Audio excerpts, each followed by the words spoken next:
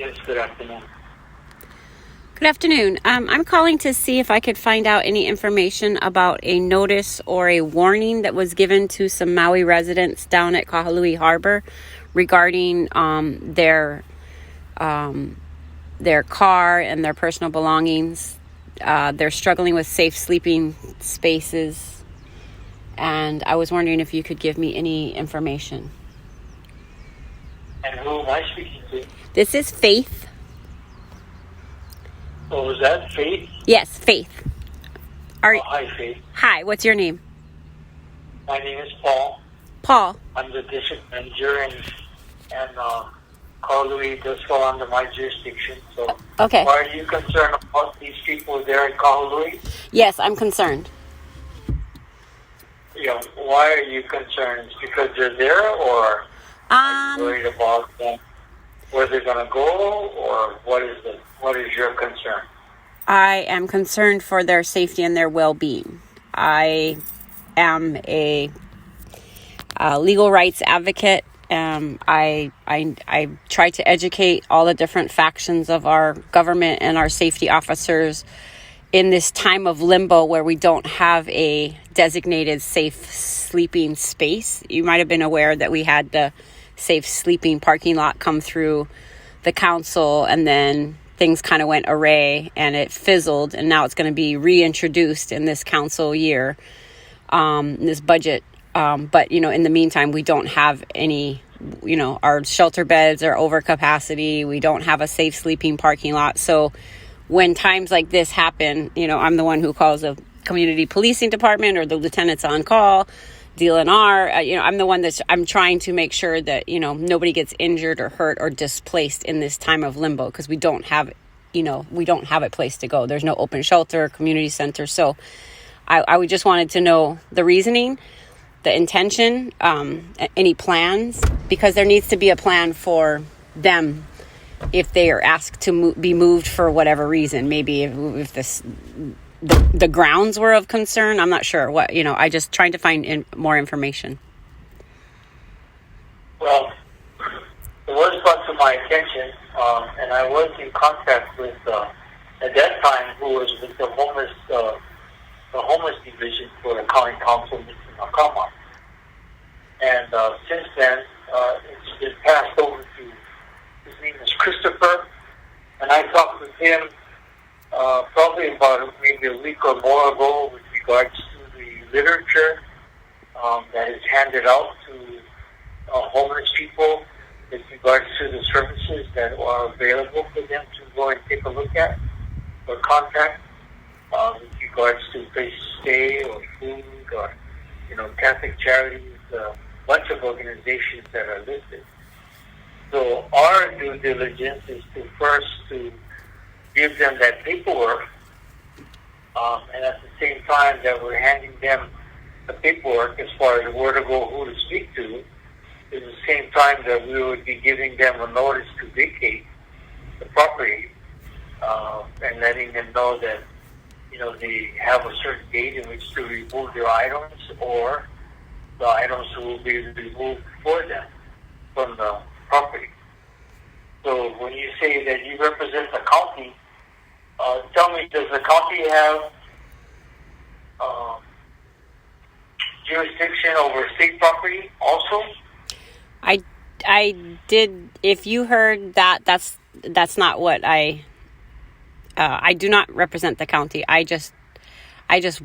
participate in the county proceedings in trying to find solutions for our vulnerable residents that are suffering with houselessness, safe sleeping spaces, and sleeping in their cars. But I understand have you found solutions? Pardon? Have you found solutions? Every time I feel like we've gotten close, and every time we get pretty close, it gets hijacked or the rug yanked out from under us. So I have some strong opinions, and I have some personal multi-prong approaches that I'm looking forward to in the unfolding of the rest of the year. But in the meantime, I just need to try to keep people safe. I mean, I understand this family, particularly today, there's 4 generations. So It's elders and children. And so that always gives me an extra alarm, certainly, because of the capability and the vulnerability of those kinds of residents. So if we can go back to, if you don't mind, why would, is there a concern of them being there right now? What is the main concern? Is it you need access, or is there extensive opala, or what is public health safety? It could be many issues. Yeah, public health and safety is one of them. Drug use is second. The health and welfare of those people that are there, and of course, possibility of danger to community members that might be there, enjoying or recreating down in an open facility like Kahului Harbor, or fishing off the pier. So it looks like, your solutions or trying to find solutions to help these people out isn't working, or they choose not to go to those places. They choose not to go and seek help or find help because they're still out and about in places that they really don't belong. Okay, well, maybe just to bite my tongue in personal opinion and keep it straight on facts, was there a complaint that triggered action by your harbor department? The complaint it wasn't a complaint, it was just a call that was suggesting that our enforcement division was going to go ahead and see about issuing a notice to vacate, and now all those things would fall under my jurisdiction since that property falls under my jurisdiction. And it was also encouraged by our enforcement officers, and also brought up in a meeting that we had with our DLNR district manager meetings, which actually occurred last week, that included the Department of Land Division and also the Department of Transportation. Okay, so it was a general observation, but not a direct complaint, like to a specific person per se. I didn't have a specific person from the community come and complain, but there was a concern that was expressed to me to our own agency. Okay, so I understand the paperwork that is given. I'm very familiar with that information card.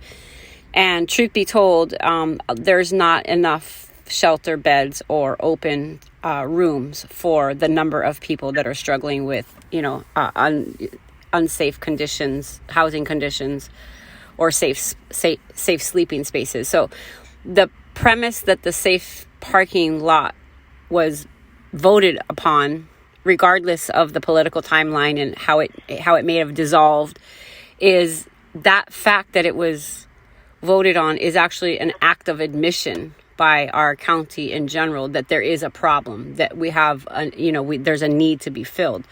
So as that safe parking lot is resurrected, reintroduced, revisited, and hashed out, it again becomes that piece that is that admission of all of us in a county. It's kind of like it's nobody's fault and everybody's problem. So I would beg you to have time, let these family members that are, finding safe sleeping spaces down there to reestablish themselves, be solidified, like confirmed that they have a place to go before anything is done. I would beg, plead, because I would, I have a couple other people that I would certainly try to ask to, flex in this position, in this space, but it becomes urgent when they start making distress calls, like, we don't have a place to go, they're taking our stuff, this kind of thing. So that's where I'm at that intersection right now, which is, it feels dangerously close. So I'm not sure if you're at liberty to speak on if you have some, if you're the boss man or you have somebody above you, but that is my plea to you. And I'd be happy to send an email, just stating the facts, like sort of the GPS of our county, the status of where we're at, because we're really nowhere in being able to serve this population. And I do hear you when you say, oh, maybe they don't want to take advantage of the services. That tends to be a real sort of lean on commentary or reply or response I get from a lot of people, and that's just not true. No, I think sometimes people that may happen once with somebody that might, for example, have some serious mental issues, and they say, no, I don't want to be in a shelter, or, take advantage of offerings. And so then it's just like sort of ripple effect, like it's just a story that gets repeated, but it's really not true. The consensus is nobody wants to be houseless. Nobody enjoys that. They would like to have services. We just don't have enough hand ups for this population. So it sounds like this was supposed to occur tomorrow. Am I correct? They were given notice. I haven't posted any notices or notice to vacate the premises. Okay, so they're just probably. I don't know what you're talking about. We haven't continued our communication on how we're going to do this. Okay, well, that's good to hear, because maybe they're just nervous and jumpy, or maybe it's hearsay. One person might have suggested it or hinted to it, and then it's just explosive at this point. But you can understand their nervousness. Yeah.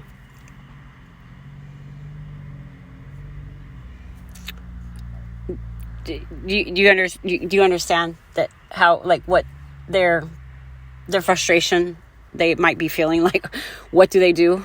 Where do they go?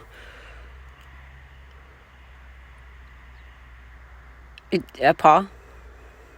Yeah, I'm thinking about that. Okay. I've never been in that situation where I've had to think about that. Mm-hmm.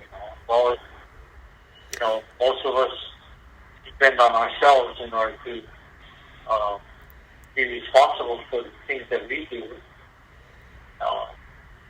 I guess maybe I'm fortunate that hard times haven't fallen on me, and that it still can occur. But I do everything that I'm capable of doing in order to make sure that that I'm not dealt those kinds of cards. That I do everything that I can to protect my family, to help loved ones.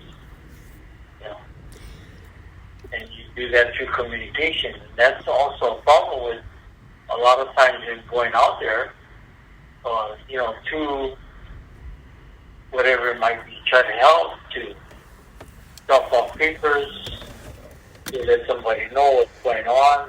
We're obligated to do that, not just to come in and say, sorry, time to leave, take what you can, whatever you can't take with you is going to get thrown in the dumpster all the way. That's not how we do things. We try and provide a fair opportunity for everybody to know that this is what's going to happen. And our obligation is to those people that also pay the taxes for these different properties that exist in the state.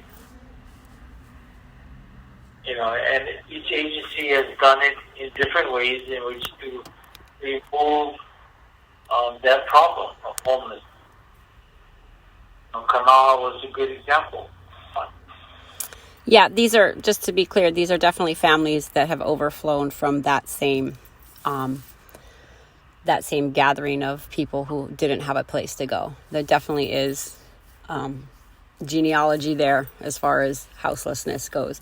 And I thank you for sharing that you that you do, have this state of fortitude. You are fortunate in that space, and I think that, well, what I've learned since the top of COVID is that it being priced out of paradise is very real for the indigenous peoples, the Kanaka Maoli, and so 98% of those that need assistance or, hand up are definitely, people of the place. And so that hits home for me hard, being an island girl. But I do want to... Is it 98%? 98%, yeah. That are, originate from here, from Maui, or is the percentage more with people coming from the mainland? Oh, that percentage is really small. That's a conversation for another day. But I understand that seems to be everybody's kind of like, people want to talk about that. But it's actually quite small, the percentage. What's really interesting is I found a lot of beneficiaries, DHHO beneficiaries and waitlisters. And so that's sort of the area that I'm working in. I'm trying to bridge that crevice so that we can, instead of just trying to get people on their INA with mortgages, we actually are in this emergency space where we need temporary housing for waitlisters. One day they will have their INA and beneficiaries, homesteaders. They can't get it to their INA. They can't afford a house, but they have it or they're in line for it. And so, but that's another conversation for another day. But specifically for now, do you mind if I send you a clarifying email just so that I can restate some highlights of this conversation? Just so that, because I feel like you're right. It is all about communication. But when you're broken and poor and have had hardships that are just unsurmountable, it is difficult to communicate, and sometimes it's emotional. So it's you try to find your voice and then you just get caught in emotion. So I think that's what I sort of, unbeknownst to me, have become, is a bit of a translator or a communicator. So I would like to just try to clarify those things so that, maybe that email, when it's drafted, it hits all these points that we've talked about, which are sensitive. And then everybody involved can have a little bit of sensibility about making decisions moving forward. Because, I see a bright future, actually. I see this actually being resolved. I do. So it's only the problem of today. And so how do we best navigate, how do we all be on the same team, in that trajectory of ending homelessness is my goal. So I would love to send you an email if you might, and I leave you with your decisions that you need to make. And I appreciate your time and your input. And I'm just, if I get anything out of this more than having been heard about my personal concern, that's just bonus, because I do feel heard and I appreciate your time. Well, you can send me an email. I can send you an email with other names of district managers that are involved in this meeting and this movement to, bring safety and health to everyone that's there in Kahului. That would be great. I'd appreciate that. You want to give me your email address, and I'll send you mine with the names and of other people that are included in the list. Thank you. My email is pretty easy. It's Maui Faith, FAITH @gmail. Maui what? Maui Faith, my first name, FAITH. SAI. Like faith, hope, and charity. Faith. Yeah, Maui Faith. Maui Faith. Yes. Not safe. Okay. Maui Faith @gmail. I don't know. Maui Safe @gmail sounds like a good one. I might need to go get that. Okay, well, I really appreciate your time. My father's name is Paul. My son's name is Pablo, after my father, Paul. And I wish you a great afternoon. And thank you. And I believe that we can find solutions that we can all feel good about at the end of the day, end of the week, end of the month, end of the year, forever. So thank you so much for listening. I appreciate it. All right. You have a great day. You too. Bye-bye.